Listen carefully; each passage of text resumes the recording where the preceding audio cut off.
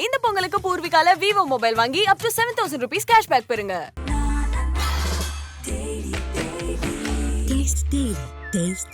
மூச்சு திணறல், மூச்சு இழைப்பு, குரட்டையால் அவதியா, நுரையீரலை ஆரோக்கியமானதாக்கி எளிதாக சுவாசித்திடுங்கள். தங்கம் 24x7 ஆஸ்துமா சிகிச்சை நாமக்கல் மற்றும் கான்பூர். திமுக ஒரு பையனும் ஆட்சிக்கு வர முடியாது சொல்லுவாரு. ஆட்சியில 2021 உட்கார்ந்தாச்சு. ஒரு நல்ல ஆத்தாளுக்கு அப்பனுக்கு பிறந்தவனா இருந்தா நீ ஏன் உயிரோட இருக்க? இவன் முழுக்க முழுக்க சாதி வெறியன், சுய ஒழுக்கம் இல்லாதவன், குடிகாரன், கட்சியோட சீரழிவு காரணமே ஆதங்கத்தோட அவர் கொந்தளிச்சு பேசுறதுதானே நாங்கெல்லாம் பார்த்தோம். புதுசா கேட்கிற சின்ன பையலோ கொந்தளிப்பான். நமக்கு போர் அடிச்சிருந்தா தூக்கம் வந்து வேண்டிய நபர்கள் ஒரு 4-5 பேர் இருப்பாங்க. அவர் காசு கொடுக்கக்கூடியவங்க, அவருக்கு இல்லீகல் சப்போர்ட் பண்ணக்கூடியவங்க இருப்பாங்க. அவங்கள்ட்ட மட்டும் பேசிட்டு அவர் பாட்டு போயிடுவார். அவ்வளவுதான் நடக்கும். எவன் அவருக்கு வளரதான்னு தெரியுதோ அவனை ஏதாவது ஒரு ட்ராக்ல போட்டு தட்டிடுவாரு. இதுதான் சரி, இதுதான் தவறுன்னு தலைவருக்கு தெரியாதா? 2016 இருந்து 24 வரைக்கும் பல தேர்தல் சந்திச்சாச்சு.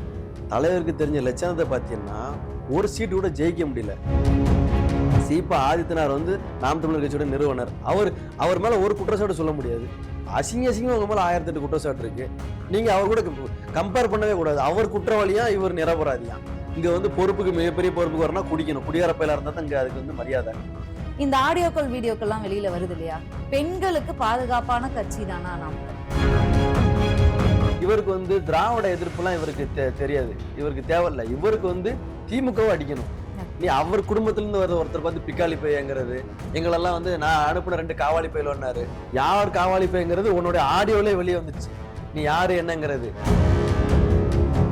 பாஜக எப்படி காணாம போய் நிற்குதோ அதை விடையும் கேவலமா நாம் தமிழர் கட்சியும் சீமானும் புறக்கணிக்கப்படுவார். இதுதான் உண்மை. இது நடந்தே தீரும் வரக்கூடிய 26ல. சாட்டை துரைமுருகன் வீடியோ நேற்று போட்டிருந்தாரு. அதுல விலகி போனது, வேண்டான்னு தூக்கி எரிஞ்சது, துரோகிகள் லிஸ்ட், வேணாம் நம்ம கூடயே இருந்து குளிப்பறிக்கிறாங்கன்னு நம்ம அவங்களை எல்லாம் ஒதுக்கி வச்சிருக்கோம்ல, அதுங்கெல்லாம் போய் தான் திமுக இணைஞ்சிருக்கு அப்படின்ற ஒரு வார்த்தையை பயன்படுத்தி நாம் தமிழர் கட்சியை அழிக்க வந்தான். டிவி நேயர்களுக்கு வணக்கம்.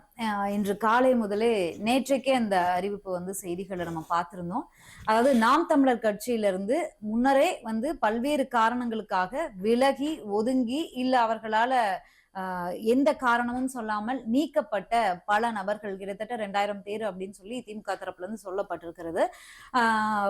இவங்கெல்லாம் ஒட்டுமொத்தமாக அண்ணா அறிவாலயத்துல முதலமைச்சர் மு க ஸ்டாலின், அதாவது திமுக தலைவர் அவர் முன்னிலையில திமுகவுல இணைக்கக்கூடிய ஒரு நிகழ்ச்சி நடைபெற இருக்கு அப்படின்னு நேற்றே நமக்கு செய்திகள் வழியாக வந்துருந்துச்சு. அதே போல இன்று காலை இணையக்கூடிய செய்திகளையும் நம்ம பார்த்தோம்னா அதுல குறிப்பா 6-7 மாவட்ட செயலாளர்கள் இருந்தாங்க. தொழிற்சங்கம் இணைந்திருக்கிறது. இதெல்லாமே கொஞ்சம் அதிர்ச்சிகள் தரக்கூடிய செய்தி தான் நாம் தமிழருக்கு. பட் அதை அவரு எப்படி எடுத்துட்டு போயிருக்காரு அப்படிங்கிறத நம்ம செய்திகளே பார்த்தோம்.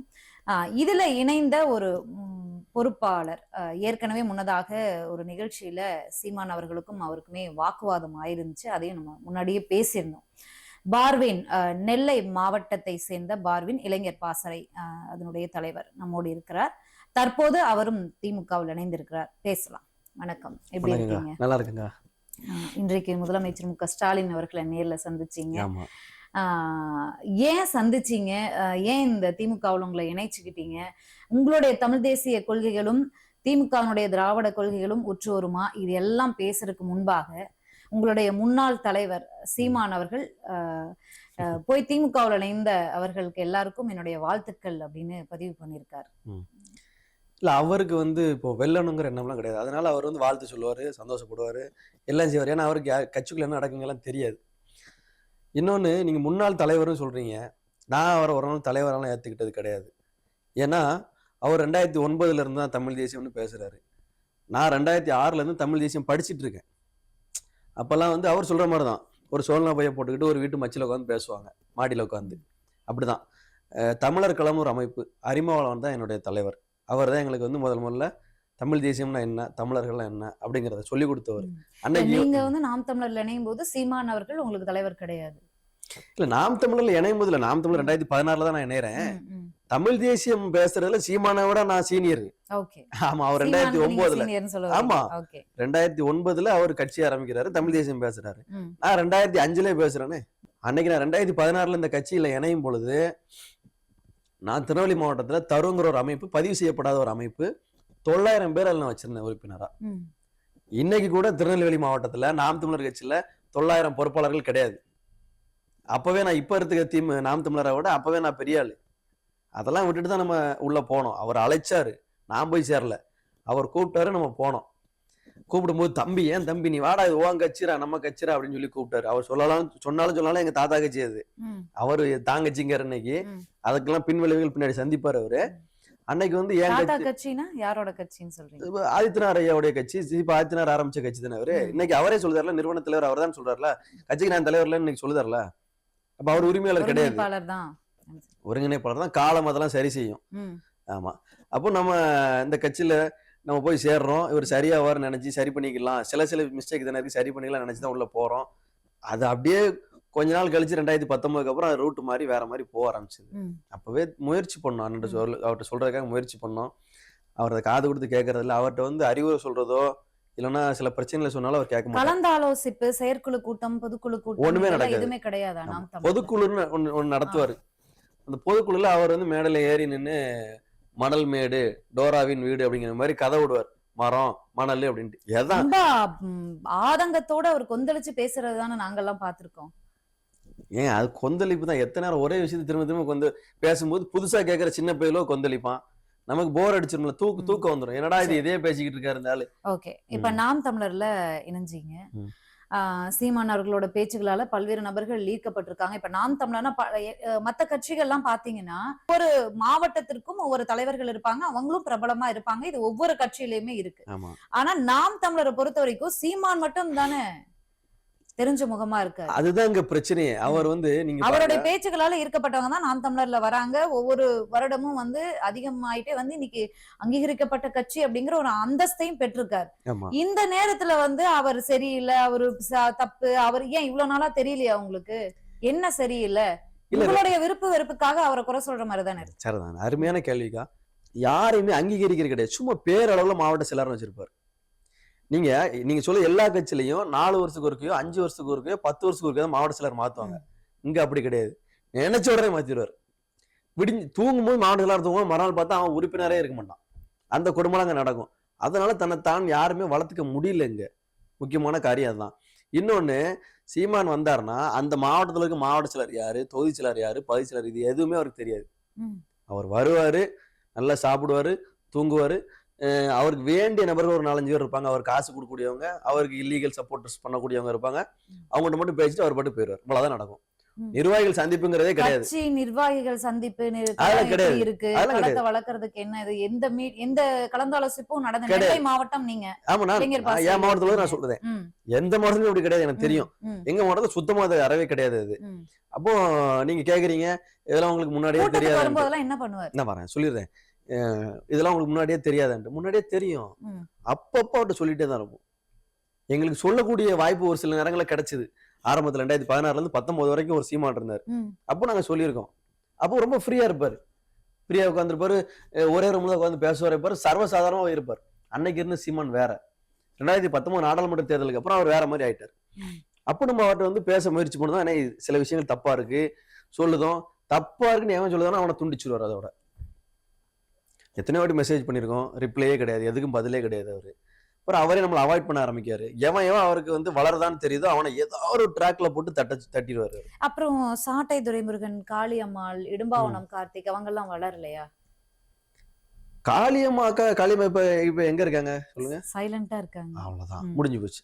அந்த பீரியட் முடிஞ்சிச்சு. அவங்க வந்து காளியம்மாக்கா வந்து நாம் தமிழர் கட்சிக்குள்ள வந்ததுனால அவங்க ஃபெமிலியர்னு இல்ல. ஆல்ரெடி அவங்க வந்து ஒரு பேச்சாளர், அவங்க ஒரு சோசியல் ஆக்டிவிட்டிஸ்ட், அவங்க அப்படி இருந்தவங்க தான்.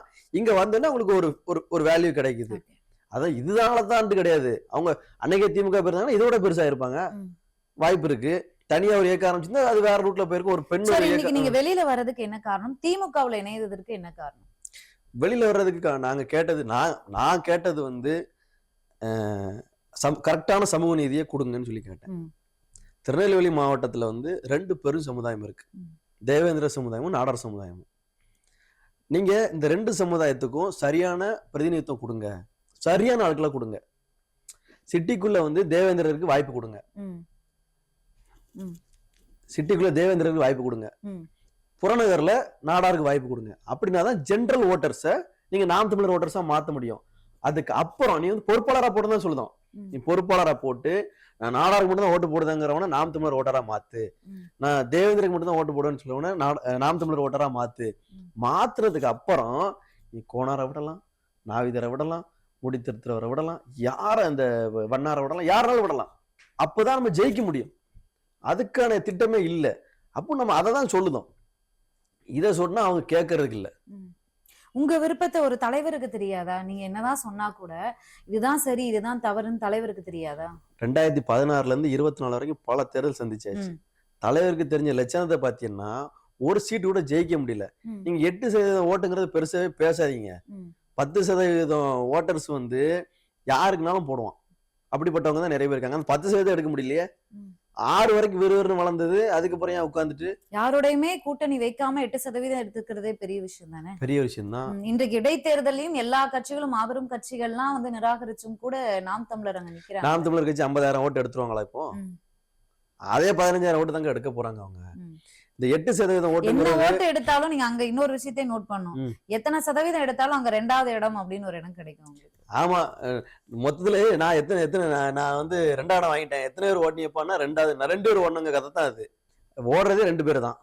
நீ 10 பேர் ஓடும்போது அதுல நீ 2வது ஆளா வந்தனா பெரிய விஷயம். சரி, நீங்க இன்னைக்கு இந்த நிகழ்ச்சியில கலந்து கொள்ளும் போது நிறைய பேருடைய கைகள்ல பெரியார் அவர்களுடைய படத்தை பார்க்க முடிஞ்சது. நாம் தமிழர்ல இருந்து விலகி திமுகவுல இணையறீங்க. பிரபாகரன் அவர்களை வச்சுட்டு பெரியார் அவர்களை தூக்கிட்டு போய் இணையற மாதிரி இருக்கு. உங்களுடைய கொள்கை என்ன? பெரியார பேசினார், பெரியார் கொள்கையிலிருந்து பின்வாங்குகிறார், அதனாலதான் நாங்க வந்து போய் திமுகல இணையறோம் அப்படிங்கறதா உங்களுடைய பார்வையா? அதாவது அப்படி இல்லக்கா. அதாவது பிரபாகரன்கிறவரை விட்டுட்டு நாங்க பெரியார தூக்கல.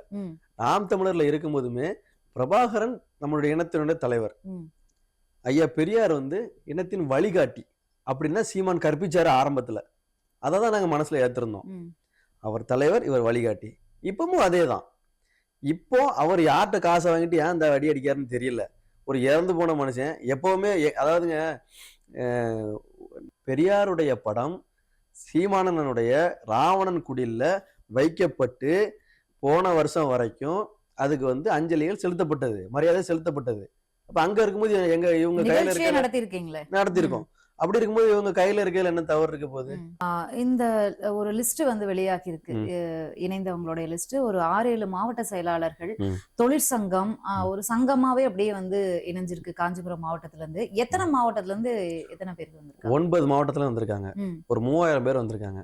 மாவட்ட சிலர்கள் வந்து ஒரு 9 மாவட்ட சிலரே வந்திருக்காங்க. இப்ப இந்த மாதிரி பாசறை மாவட்ட சிலர்களும் நிறைய வந்திருக்கும்.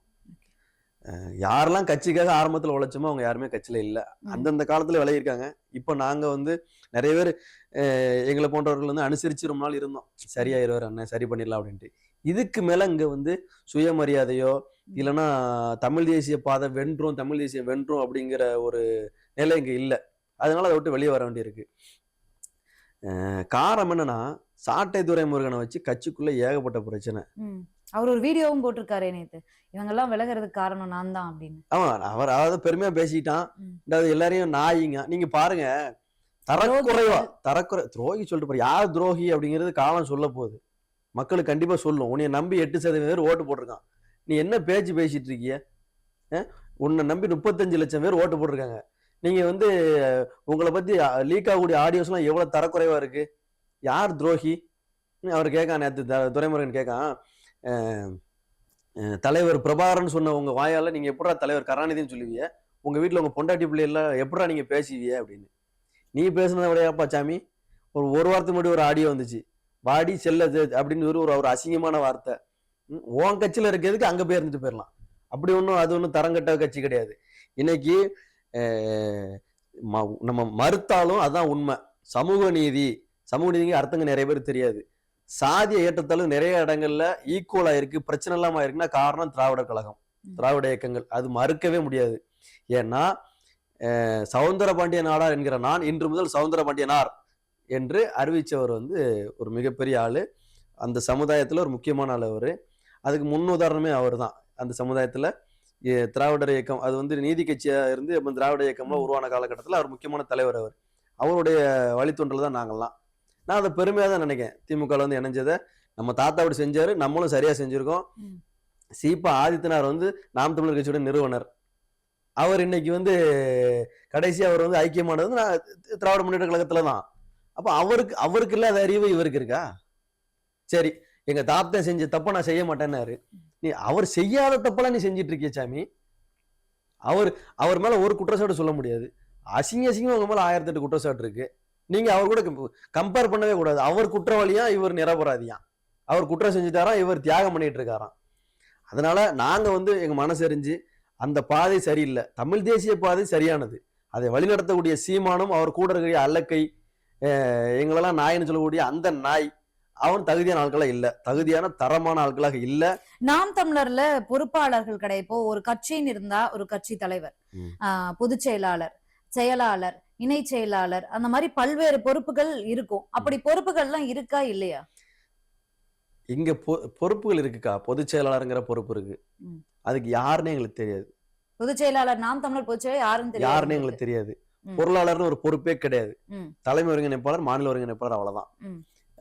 நீங்க கேட்கக்கூடிய பொதுச் செயலாளர் வந்து தடா சந்திரசேகர்னு ஒருத்தர் இருந்தாரு முன்னாடி. ஆமா, அவர் நல்ல தண்ணியை போடுவாரு, தண்ணியை போட்டு பேசுவாரு. இங்க வந்து பொறுப்புக்கு மிகப்பெரிய பொறுப்புக்கு வரனா குடிக்கணும், குடியார பயிலா இருந்தா தான் இங்க அதுக்கு வந்து மரியாதை. தடா சந்திரசேகர் மாவீர நாளிலே குடிச்சிட்டு பேசினவர். ஈழத்தமிழர் அவங்களே டைரக்டா பேசினாரு. அவர் இறந்ததுக்கு அப்புறம் இப்போ ஏதோ டாக்டர்னு சொன்னாங்க, எங்களுக்கு தெரியாது. நான் பொதுக்குழு பேர் தான் எல்லாம் கையெழுத்து வாங்கினாங்க, அவ்வளவுதான் முடிஞ்சு. யாருன்னு எங்களுக்கு தெரியாது. பொருளாளர் வந்து இங்க பொருளாளர் பிரச்சனையை வச்சுதான் நிறைய பேர் கட்சி விட்டு வெளியே போனாங்க. பணம் எவ்வளவு வருது அது கணக்கு கொடுங்கன்னு சொல்லும் போதுதான். பாக்கியராசன் ஒருத்தர் இருக்காரு, அவர் தான் என்ன சொல்ல நிழல் உலக தாதா மாதிரி நிழல் உலக பொருளாளர். அவர் தான். சீமானுக்கே வரவு செலவு எவ்வளோன்னு தெரியாது. அதனால இங்க பொருளாளர்களெல்லாம் கிடையாது. நாம் தமிழர்ல இருந்து வெளியில வந்துட்டு இவ்வளவு குறைகளை சொல்றீங்க. நாம் தமிழர்ல இருந்து நீங்க முன்னாடி பேசும்போதே சொன்னீங்க நிறைய ஆடியோக்கள் எல்லாமே வந்து வெளியில வந்திருக்கு. மனசாட்சியோட ஒரு கேள்வியை உங்ககிட்ட முன் வைக்கிறேன். ஏன்னா இவங்களுடைய மேடை பேச்சுகள் எல்லாமே பார்த்திருக்கேன். எல்லா கட்சியிலயுமே தரக்குறைவாக பேசக்கூடிய பேச்சாளர்கள் இருக்காங்க. அவங்கள வந்து எல்லா நேரத்திலயும் முடிஞ்ச வரைக்கும் யார் யாருக்கு இவங்க இப்படி பேசினாங்கன்னு தெரியுதோ அவங்க எல்லாம் கண்டிச்சுக்கிட்டு தான் இருக்காங்க. எடுத்துக்காட்டா நீங்க இன்னைக்கு சேர்ந்திருக்கக்கூடிய திமுகவுல கூட சிவாஜி கிருஷ்ணமூர்த்தி, அவருக்கு எவ்வளவு கண்டனங்கள் பதிவானது, குஷ்பு பத்தியும் அவங்கள பத்தி எல்லாம் பேசும்போது யாரா இருந்தாலும் கண்டனங்கள் உண்டுதான். இந்த ஆடியோக்கள் வீடியோக்கள் எல்லாம் வெளியில வருது இல்லையா? பெண்களுக்கு பாதுகாப்பான கட்சி தானா நாம் தமிழர்? அதற்கு இருக்க பொம்பளையே தான் சொல்லணும். அங்க இருக்கக்கூடிய அக்கா மாதிரி நீங்க வந்து ஒரு சகோதரனா பழகி இருப்பீங்க, எல்லாரோடையும் ஒரு மகனா ஒரு சகோதரனா பழகி இருப்பீங்க. அங்க இருக்கக்கூடிய பெண்கள் எத்தனையோ பெண்கள் இருக்காங்க. பாதுகாப்பான கட்சி வந்து தம்பிமார்கள் பாதுகாப்பானவர்கள், ஆனா அண்ணன்மார்கள் பாதுகாப்பானவர்கள் கிடையாது. சீமான் உட்பட சில அக்கா மாதிரியே சொல்லியிருக்காங்க, அண்ணன் மேடல இருந்து நம்ம அண்ணன் நினைக்கும் அவர் நம்மளை அவ்வளவு அசிங்கமா பாக்காரு அப்படின்னு. அது எங்களுக்கு தெரியாது. அவரு அது ஒரு பெண்ணா இருந்து உணர்ந்தவங்க சொல்லுதாங்க. அப்படிலாம் நடந்திருக்கு. நாங்க தம்பிமார் எல்லாருமே யோக்கியவன் தான். அவன் அக்கான்னா அக்கா தான், தங்கச்சின்னா தங்கச்சி தான். மேல இருக்கவங்க சரியில்லை. அது அந்த யூடியூபர் ஆட்டை துரைமுருகன் மேலே 1008 அலிகேஷன் இருக்கு. அவன் பேசிட்டான்ல, ஒருத்தங்கிட்ட போன்ல பேசுற ஆடியோ வந்துச்சு, அதுல அவன் லட்சணம் தெரியும். மஞ்சள் பொடி கிஞ்ச பொடிலாம் அவன் பேசின பையதான். அவன்லாம் அன்னைக்கு தகுதி தராதத்தை பத்தி பேசுதான், கட்சியை பத்தி அவன் பேசுதான். அவன் பேசக்கு அவனுக்கு என்ன ரைட் இருக்கு? இந்த லட்சணத்துலதான் இருக்கும். நீங்க சிவாஜி கிருஷ்ணமூர்த்தி பத்தி சொன்னீங்க. அவர் வந்து எத்தனாம் கட்ட பேச்சாளர்? அவங்க நட்சத்திர பேச்சாளர். அந்த நட்சத்திர பேச்சாளர் வந்து தரங்கட்டு பேசும்போது தரங்கட்ட பேச்சாளர் நம்ம சொல்லிடுறோம். அது யாரா இருந்தாலும் தான் நடவடிக்கை எடுத்தாங்க. இங்க தலைவரே இப்படித்தான் பேசுவார். தலைவரே நட்சத்திர பேச்சாளர், தரங்கட்ட பேச்சாளர் மாதிரி தான் அவர் பேசுவார். அவர் சொல்றாருல, ஏய் என் போன் எடுத்து பார்த்தா அவங்க அம்மா அவங்க அத்தான் தான்டா இருக்கும் அப்படின்னு. இது பேசுதவனா 35 லட்சம் ஓட்டு வாங்கியிருக்கேன், 35 லட்சம் ரூபாய் நீ தலைவனா எடுத்திருக்கான், நீ இப்படிதான் பேசுவியா? என் போன் எடுத்து பார்த்தா இன்னும் கேவலமா இருக்குங்க. ஓப்பனா அவரு ஸ்டேட்மெண்ட் கொடுக்காரு. திமுக தொடர்பா அப்படி இருக்கும் அப்படின்னு சொல்றாரு. ஆமா. தற்போது பெரியார் குறித்த பேச்சு, இடைத்தேர்தல் சமயத்துல இருந்தே பெரியார் குறிச்சு இவர் பேசிட்டு இருக்காரு. அதற்கு முன்பு பேசிய சீமான் வேற, இப்ப பேசக்கூடிய சீமான் வேற. இப்போது சீமான் திடீர்னு ஈரோடு இடைத்தேர்தல் வர்ற நேரத்துல பேசுவதற்கு காரணம் பாஜக தான். பாஜக தூண்டி விட்டு பாஜகவிற்காக தான் இவர் பேசுறாருன்ற குற்றச்சாட்டு வைக்கிறாங்க விமர்சகர்கள். இப்ப வந்து அவர் பெரியாரை பத்தி இப்படி பேசுவதற்கு என்ன காரணம் நினைக்கிறீங்க? இல்ல, பாஜக தான் காரணமா இருக்கும்னு நினைக்கிறோம் நாங்களுமே. ஏன்னா இப்போ இந்த இடைத்தேர்தல்ல திமுக நிக்குது, அண்ணா திமுகவோ பாஜகவோ அவங்க சார்ந்த யாருமே நிக்கல. அப்ப இவர் அந்த வாக்குகளை எடுக்கணும் அப்படின்னா பெரியாரை போட்டு அடிச்சா தான் அது ஒப்பேறும் அப்படின்னு நினைச்சு அடிக்கலாம் அவரு. அதனாலதான் இன்னொன்னு பாத்தீங்கன்னா இவர் பெரியாரை பத்தி பேச ஆரம்பிச்ச உடனே தெரிஞ்சோ தெரியாம முதல்ல பேச ஆரம்பிச்சிட்டாரு. பேசின உடனே ஹெச் ராஜா வராங்க, தமிழிசை வராங்க, அண்ணாமலை வராரு, அந்த RSS டீம் அப்படியே அவரை பேக்கப் பண்ணுதாங்க. இந்த பேக்கப் பண்ண உடனே அவருக்கு வந்து இன்னும் கொஞ்சம் பூஸ்டப் ஆயிட்டு, அவர் ஏற்கனவே கொஞ்சம் கொஞ்சமா தமிழ் தேசியத்துல இருந்து விலகி RSS சித்தாந்தம் இந்துத்துவத்துக்குள்ள போயிட்டாரு அவரு. அப்ப நம்ம தூக்கி பிடிக்கிறதுக்கு இந்திய தேசியமே வருதுப்பா. இவர் எதை வெறுத்தாரோ அவங்க கூட வந்து நிக்காங்க, வெறுத்த மாதிரி நடிச்சாரோ அவங்க கூட நிக்காங்க. அப்ப அந்த தைரியத்துல அவர் கூட கொஞ்சம் பேசுறாரு. அதான் சொல்லுவாரு, ஹெச் ராஜா சொல்றாரு, சீமானுக்காக என்ன வேணாலும் பண்ணுவாங்க அவரு. இவங்க பேசியிருக்கலாம், நான் திமுக அடிக்கேன், பெரியார் அடிக்கேன். இவருக்கு வந்து திராவிட எதிர்ப்பு எல்லாம் இவருக்கு தெரியாது, இவருக்கு தேவையில்லை. இவருக்கு வந்து திமுகவை அடிக்கணும், திமுக உடைக்கணும் அப்படின்னா பெரியார அடிக்கணும்னு அவங்க அஜெண்டா கொடுத்துருப்பாங்க. எனக்கு திமுக அழிப்பதுதான் என்னோட வேலைன்னு. ஆமா. சமீபத்துல ராஜ்குமார்னு சொல்லி ஒரு எடிட்டர் ஒருத்தர் வந்து இந்த போட்டோ நான் எடிட் பண்ணி கொடுத்ததுதான், இது போலி, சீமான் பேசுவது எல்லாமே பொய், நான் முன்னாடியே கேட்டிருந்தேன், செங்கோட்டையன் தான் என்கிட்ட வந்து இந்த உதவியை அதை கேட்டிருந்தாரு, நான் பண்ணியிருந்தேன், ஆனா இவங்க தவறுதலா அந்த போட்டோ வச்சு யூஸ் பண்றாங்க, அவருடைய போக்கு தவறுதலா இருக்கு, என்னால பொறுக்க முடியாம நான் இதை சொல்றேன்னு பேசியிருந்தாரு. சுபவி அவர்கள் யார் வந்து இவரை அங்க கூட்டிட்டு போனாங்களோ, யாரு இவருக்கு வந்து ஈழத்தோடு தொடர்பு ஏற்படுத்தி கொடுத்தாங்களோ அவங்களே வந்து சுபவி அவர்கள் பேசுறாங்க, கொளத்தூர் மணி அவர்கள் வந்து பேசுறாரு, எல்லாருமே சொல்றாங்க. இது எல்லாம் தாண்டி பிரபாகரன் அவர்களுடைய அண்ணன் மகன் அவர்களும் சொல்றாங்க, மீட் பண்ணதே 8 to 10 நிமிஷம் தான், இவர் சொல்ற கதை எல்லாமே பொய், பிரபாகரன் அவர்களையே அசிங்கப்படுத்துகிறார் சீமான், ஆமக்கறி சமைச்சாரு, அதை சமைச்சாரு, அங்க ஈழத்துல போர் நடக்கும் போது இததான் பண்ணிட்டு இருப்பாரா ஒரு தலைவர், மாபெரும் தலைவர் அப்படின்னு எல்லாருமே இன்னைக்கு பேசியிருக்காங்க. அதற்கு அவர் பதில் தரல, ஸ்கிப் பண்ணி போயிட்டாருன்னு வைங்க.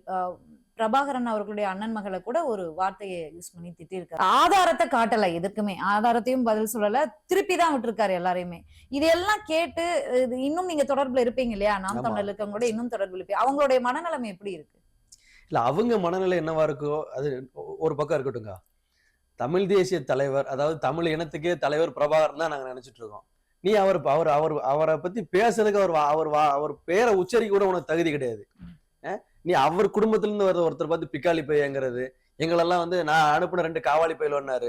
யார் காவாலி பையங்கிறது உன்னுடைய ஆடியோலே வெளியே வந்துச்சு, நீ யாரு என்னங்கிறது இன்னும் தெரியும். ஒரு கல்யாண வீட்டு ஃபங்க்ஷனுக்கு வந்தா நீ என்ன லட்சணத்துல இருப்ப, ஒரு கூட்டத்துக்கு வந்து அதுக்கு முந்தின நாள் நான் ராத்திரி நீ என்ன கூத்து அடிப்ப, எல்லாம் எங்களுக்கு தெரியும்.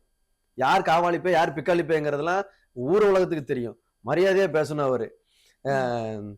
இவர் வந்து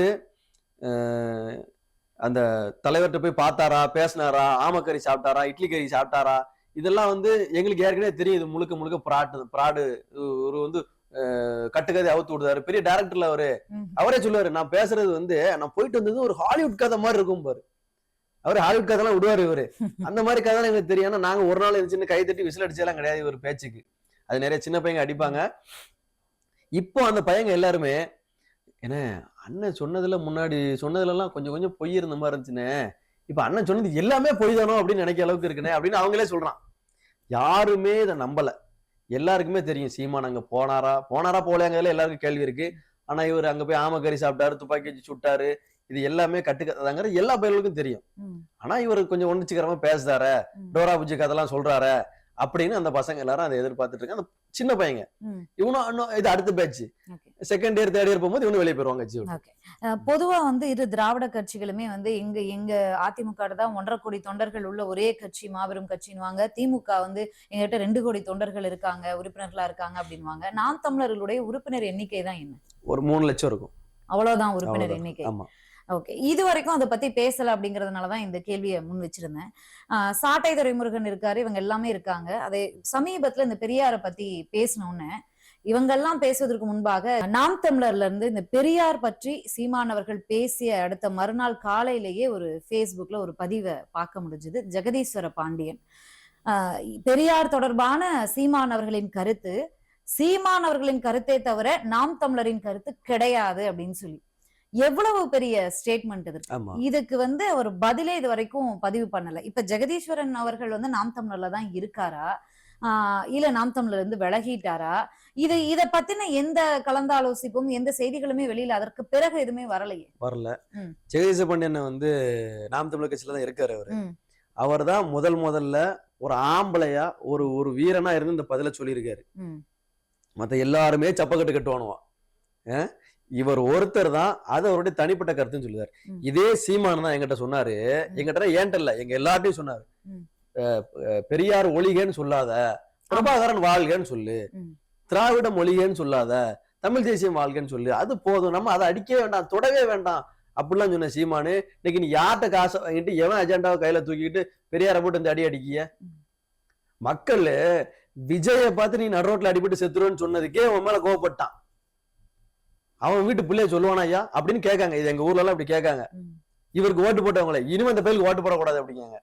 நீ பெரியார வெளியே இருந்து பார்க்க ஆளுக்கு விவரம் தெரியாத ஆட்கள் கூட என்ன நினைக்காங்கன்னா, வயசானவர் இறந்து போன ஆளை போட்டு ஐயா இந்த பேச்சு பேசுதான், இப்படிதான் நினைக்காங்க. இது உண்மை. அதனால இவர் யாரனாலும் அவதூறா பேச பேச தள்ளி போயிட்டே இருக்காரு. பெரியாருங்கிறது தமிழக மக்கள், நீங்க மத வழிபாடு உள்ளவங்க, அந்த சிந்தனை உள்ளவர்கள், அந்த நம்பிக்கை உள்ளவங்க எல்லாருக்குள்ளயுமே பெரியார் இருக்கார். ஏதோ ஒரு வகையில ஏதோ ஒரு விஷயத்துல பெரியார் இருக்கிறதா உணர்றாங்க. அதை போட்டு இந்த அடி அடிக்கும் போது பாஜக எப்படி காணாம போய் நிற்குதோ அதை விடையும் கேவலமா நாம் தமிழர் கட்சியும் சீமானும் புறக்கணிக்கப்படுவார். இதுதான் உண்மை. இது நடந்தே தீரும். வரக்கூடிய 26ல 26ல பல கட்சிகள் இன்றைக்கே வேட்பாளர்கள் அறிவிக்கிறது, பொறுப்பாளர்களை அறிவிக்கிறது, அந்த மாதிரியான செயல்பாடுகள்லாம் ஒரு 4-5 மாசத்துக்கு முன்னாடி இருந்தே பண்ணிக்கிட்டு இருக்காங்க. நாம் தமிழர் அந்த மாதிரி ஏதாவது செயல்பாடுகள் நடைபெற்றதா? அதாவது 2026 தேர்தலுக்கு 1.5 வருஷம் தான் இருக்கு. இவர் என்ன பண்றாருன்னா, இப்பதான் என்ன செய்யறாருன்னா, கட்சியில இருக்க எல்லா பொறுப்பையும் கலைச்சிட்டு திரும்ப நான் ஒரு ரவுண்டு போய் கட்சியில பொறுப்பெல்லாம் போடுவாங்க. நீ பொறுப்பெல்லாம் போட்டு முடிக்கல தேர்தல் வந்துடும். தேர்தல் வந்தா நீ யாரை வச்சு சந்திப்ப? ஒரு தொகுதிங்கிறது ஒரு தொகுதி தான். இவர் ஒரு தொகுதியை 38 தொகுதியா பிரிக்கணுங்காரு. அதுக்கு பொறுப்பாளர்களை போடணுங்காரு. இப்ப இதெல்லாம் இவர் வேணும்னு பண்ணுதாரா தெரியாம பண்ணுதாரான்னு யோசிச்சு பார்த்தா இதை வேணும்னே திட்டமிட்டு பண்ணுதாரு. ஏன்னா இவர் மத்த கட்சிகள்கிட்ட காசை வாங்கிடுவார். காசை வாங்கிட்டு கடைசி நேரம் வரைக்கும் இப்படி பொறுப்பாளர்களை போடுதேன், அதை போடுதேன், இதை போடுதேன்னு கட்சியை வளர்க்குற வேலையை விட்டுட்டு என்னத்தையா சொதப்பிக்கிட்டே இருந்துட்டு கடைசி நேரத்துல இதான் வேட்பாளர், இதான் வேட்பாளர் விட்டு அவர் போயிருவார். வென்றால் மகிழ்ச்சி, தோற்றால் பயிற்சிங்காரு. அவர் பயிற்சி எடுக்கல, நாங்க தான் பயிற்சி எடுக்கோம். ஒவ்வொரு தேர்தலுக்கும் நாங்க பொறுப்பாளர் ஒவ்வொருத்தரும் 4 லட்சம் 5 லட்சம் கையில இருந்து போட்டு சீரழிஞ்சிட்டு இருக்கோம். அதனால இவர் வேட்பாளர் போடுறது ஒரு சரியான கட்டமைப்பை உருவாக்குறதுலாம் அவர் திட்டமே கிடையாது. அதை செய்யல, இது வரைக்கும் செய்யல, இன்னும் செய்ய மாட்டார். கடைசி நேரத்துல ஒரு இஷ்டத்துக்கு வாய்க்கு வந்த வேட்பாளர் அறிவிச்சுட்டு போயிடுவார். சாட்டை துரைமுருகன் வீடியோ நேத்து போட்டிருந்தாரு. அதுல விலகி போனது, வேண்டான்னு தூக்கி எரிஞ்சது, துரோகிகள் லிஸ்ட், வேணாம் நம்ம கூடயே இருந்து குளிப்பறிக்கிறாங்கன்னு நம்ம அவங்களை எல்லாம் ஒதுக்கி வச்சிருப்போம்ல, அதுங்கெல்லாம் போய் தான் திமுக இணைஞ்சிருக்கு அப்படின்ற ஒரு வார்த்தையை பயன்படுத்தி நாம் தமிழர் கட்சியை அழிக்க வந்தான். அவன் என்னைக்கு வாயை திறந்து பேச ஆரம்பிச்சானோ அன்னில இருந்து கட்சியில இருந்து முக்கியமானவர்கள் பெரியவர்கள் எல்லாரும் போயிட்டு இருக்காங்க. தரம் தாழ்ந்த பேச்சு. பொது மேடைகள்ல அவரை முதல்ல ஒரு 10 நிமிஷம் எனக்கு பேச விடுங்க, 15 நிமிஷம் பேச விடுங்கன்னு கேட்பாப்புல. அப்படிதான் இருந்தாப்புல. இன்னைக்கு அவருக்கு ஏதோ புகழ் வெளிச்சம் கிடைச்சிட்டு மேல போயிட்டாரு.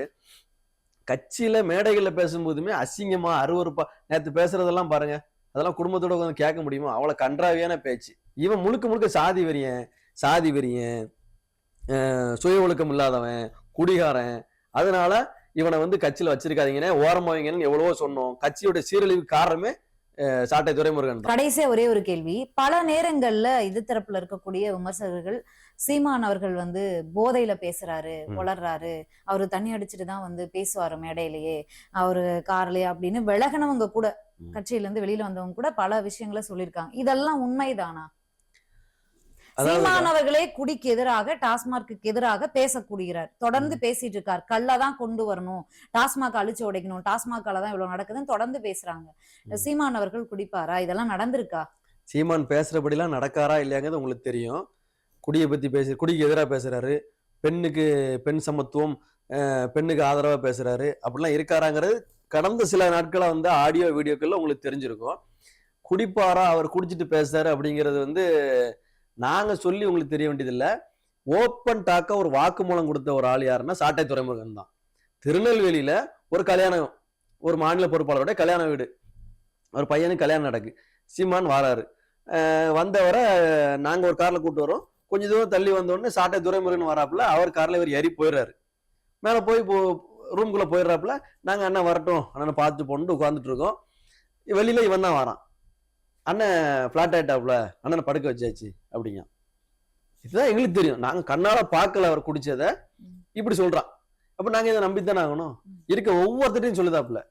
அவருக்கு யார தன் மனதுக்கு நெருக்கமானவனா வச்சிட்டு இருக்காரோ சீமான், அதே நபர் ஒவ்வொருத்தரையும் சொல்லுதான், அண்ணன் பிளாட் ஆக்கிட்டேன், அண்ணன் படுத்துட்டாப்புல, அண்ணன் பிளாட் ஆகிட்டாரு, அண்ணன் படுத்துட்டாரு, படுக்க வச்சாச்சு அப்படின்னு.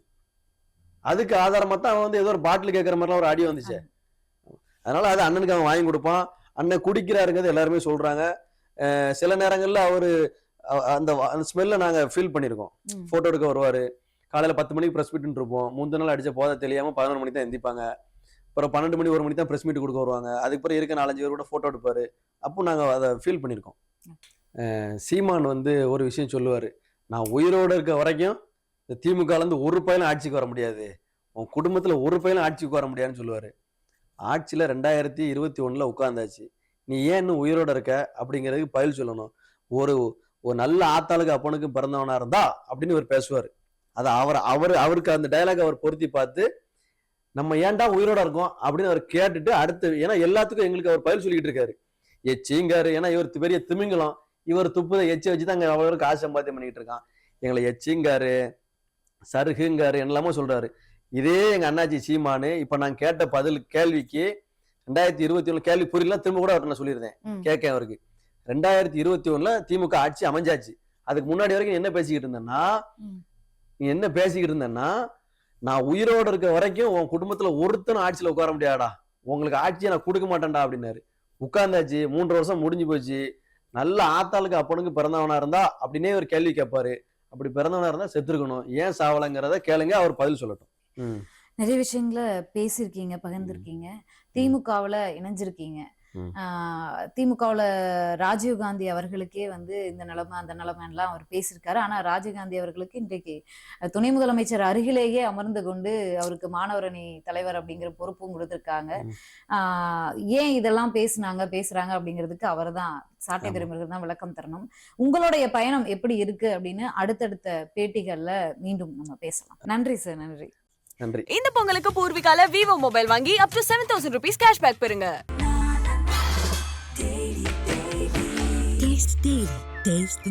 மூச்சு திணறல், மூச்சு இழைப்பு, குரட்டையால் அவதியா, நுரையீரலை ஆரோக்கியமானதாக்கி எளிதாக சுவாசித்திடுங்கள். தங்கம் 24x7 ஆஸ்துமா சிகிச்சை நாமக்கல் மற்றும் கான்பூர்.